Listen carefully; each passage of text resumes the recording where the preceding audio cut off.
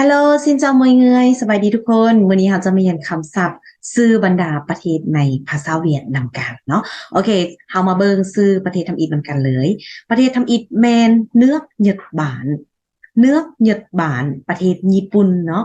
เนื้อหยดบานคำว่าเนื้อแปลว่าประเทศหยดบานแมนญี่ปุ่นเนาะเนื้อหยดบานแมนประเทศญี่ปุ่นโอเคบัดนี้เรามาเบิ่งตัวอย่างประโยคทำอิฐเนาะ ก็คือจิลาเงยเนื้อกนาวจิลาเงยเนื้อกนาวเอื้อยแมนคนประเทศใดเอื้อยแมนคนประเทศใดจิลาเงยเนื้อกนาวคำตอบก็คือจิลาเงยnhật bảnจิลาเงยnhật bảnเอื้อยแมนคนญี่ปุ่นเอื้อยแมนคนญี่ปุ่นเนาะจิลาเงยnhật bảnต่อไปแมนประเทศจุงกัวก nước Trung Quốc Trung Quốc แมนจีนเนาะประเทศจีนchúng ta nói từ Trung Quốc แมนประเทศจีนโอเคต่อไปเรามาเบิ่งประโยคตัวอย่างนำกันเนาะtuần sau chị có kế hoạch làm gì tuần sau chị có kế hoạch làm gì อาทิตย์หน้าเอื้อยมีแผนเฮ็ดหยังอาทิตย์หน้าเอื้อยมีแผนเฮ็ดหยังเนาะ tuần sau chị có kế hoạch làm gì คำตอบคือ tuần sau chị sẽ đi Trung Quốc tuần sau chị sẽ đi Trung Quốc ก็คืออาทิตย์หน้าเอื้อยจะไปจีนอาทิตย์หน้าเอื้อยจะไปจีนต่อไปแมนประเทศเกาหลีเหนือภาษาเวียดว่าเจียวเตียนหรือว่าเนื้อเจียวเตียนเจียวเตียนแมนเกาหลีเหนือเนาะโอเคเรามาเบิ่งประโยคตัวอย่างนำกัน em làm ở Triều Tiên lâu chưa em làm ở Triều Tiên lâu chưa น้องเฮ็ดเวียกอยู่เกาหลีเหนือดนแล้วบ่น้องเฮ็ดเวียกอยู่เกาหลีเหนือดนแล้วบ่ em làm ở đây được 4 năm rồi em làm ở đây được 4 năm rồi น้องเฮ็ดเวียกอยู่นี่ได้4ปีแล้วน้องเฮ็ดเวียกอยู่นี่ได้4ปีแล้วต่อไปแมนเนือกเวียดนามเนือกเวียดนามประเทศเวียดนามเนาะโอเคเรามาเบิ่งประโยคตัวอย่างนำกัน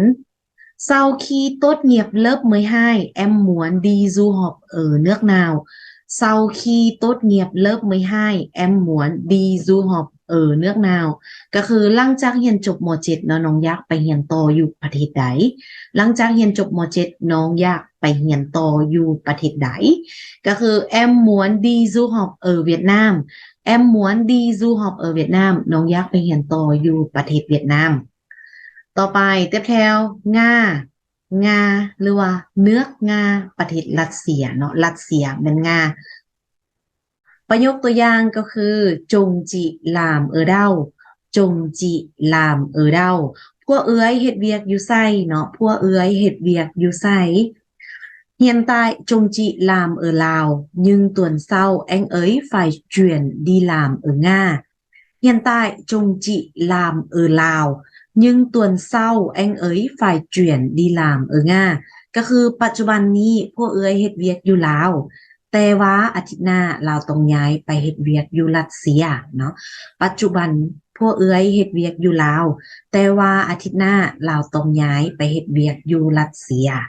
โอเคต่อไปแมนฟินแลนด์ก็คือประเทศฟินแลนด์เนาะฟินแลนด์ภาษาเวียดว่าฟินแลนด์ประโยคตัวอย่างคือ tháng trước anh với gia đình đi du lịch ở đâu tháng trước anh với gia đình đi du lịch ở đâu เดือนแล้วอายกับครอบครัวไปเที่ยวอยู่ไสเนาะหรือว่าเดือนแล้วอายกับครอบครัวไปท่องเที่ยวอยู่ไสคำตอบคือ tháng trước anh đi du lịch ở Phần Lan tháng trước anh đi du lịch ở Phần Lan เดือนแล้วอายไปเที่ยวอยู่ฟินแลนด์เนาะโอเคต่อไปแมนประเทศไทยภาษาเวียดว่าถ่ายลานหรือว่าเนื้อถ่ายลานเนื้อถ่ายลานประเทศไทยประโยคตัวอย่างก็คือ Lào có biên giới giáp với nước Thái Lan không Lào có biên giới giáp với nước Thái Lan không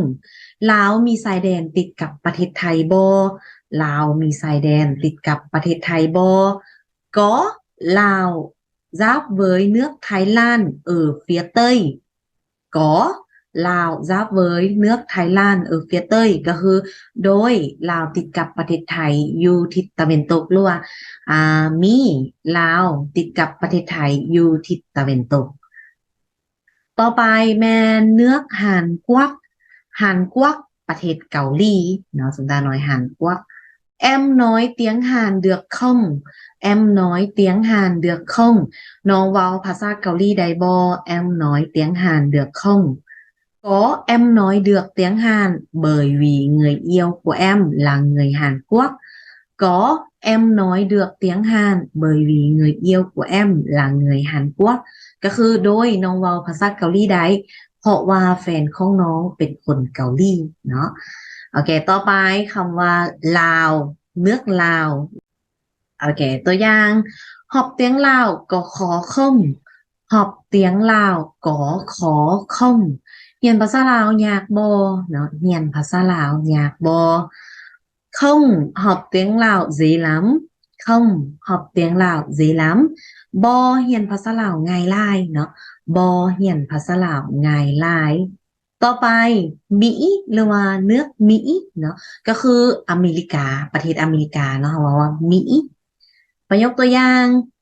người Mỹ nói tiếng gì người Mỹ nói tiếng gì คนอเมริกาเว้าภาษาหยังเนาะคนอเมริกาเว้าภาษาหยัง người Mỹ nói tiếng Anh người Mỹ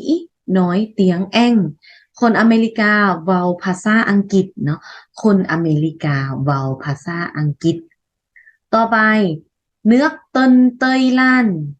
เติ้นเตยล้านก็คือประเทศนิวซีแลนด์เขาว่าเติ้นเตยล้านยกตัวอย่างví dụ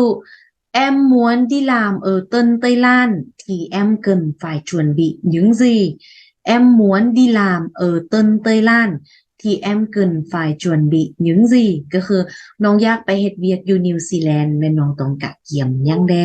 น้องอยากไปเฮ็ดเวียกอยู่นิวซีแลนด์แม่น้องต้องกะเกียมหยังแดเนาะคำตอบก็คือ em cần phải có hộ chiếu em cần phải có hộ chiếu ก็คือน้องจำเป็นต้องมีหนังสือผ่านแดนหรือว่าน้องจำเป็นต้องมีพาสปอร์ตเนาะต่อไปทวีเดียนก็คือประเทศสวีเดนเนาะสวีเดนเขาเอิ้นว่าทวีเดียน Anh đã từng đi Thụy Điển bao giờ chưa? Anh đã từng đi Thụy Điển bao giờ chưa? อายเคยไปสวีเดนแล้วบ่อายเคยไปสวีเดนแล้วบ่คำตอบคือ chưa anh chưa bao giờ đi Thụy Điển chưa anh chưa bao giờ đi Thụy Điển ก็คือบ่อายยังบ่เคยไปสวีเดนบ่อายยังบ่เคยไปสวีเดนต่อไปtiếp theo Đức ก็คือประเทศเยอรมันเนาะchúng ta nói nước Đức ประเทศเยอรมัน chị là người Đức hay người Anh chị là người Đức hay người Anh เอ้ยแม่นคนเยอรมันหรือคนอังกฤษเอ้ยแม่นคนเยอรมันหรือคนอังกฤษเนาะtôi là người Đức tôi là người Đức ค่อยแม่นคนเยอรมันต่อไป Anh nước Anhแมนอังกฤษเนาะnước Anh ประเทศอังกฤษมา em muốn học tiếng Anh phải đăng ký như nào em muốn học tiếng Anh phải đăng ký như nào น้องอยากเรียนภาษาอังกฤษต้องลงทะเบียนแนวใดน้องอยากเรียนภาษาอังกฤษต้องลงทะเบียนแนวใดเนาะ em cho chị tên và số điện thoại của em cho chị tên và số điện thoại của em ก็คือเอ่ยข้อชื่อและเบอร์โทรศัพท์ของน้องเนาะเอ่ยข้อชื่อและเบอร์โทรศัพท์ของน้องโอเคนะทุกคนและนี่ก็คือชื่อบางประเทศในภาษาเวียดที่โกได้เอามาฝากทุกคนในมื้อนี้เนาะขอบใจทุกคนที่ว่าได้ติดตามวิดีโอของโกตั้งแต่ต้นจนจบเนาะถ้าหากว่าผู้ใดเห็นว่าวิดีโอนี้มีประโยชน์อย่าลืมกดไลค์กดแชร์แล้วก็มีผู้ใดมีคำคิดเห็นหยังเนาะสามารถคอมเมนต์อยู่ในกล่องคอมเมนต์ได้เนาะขอบใจทุกคนกำเอิญมอยเงยบ๊ายบาย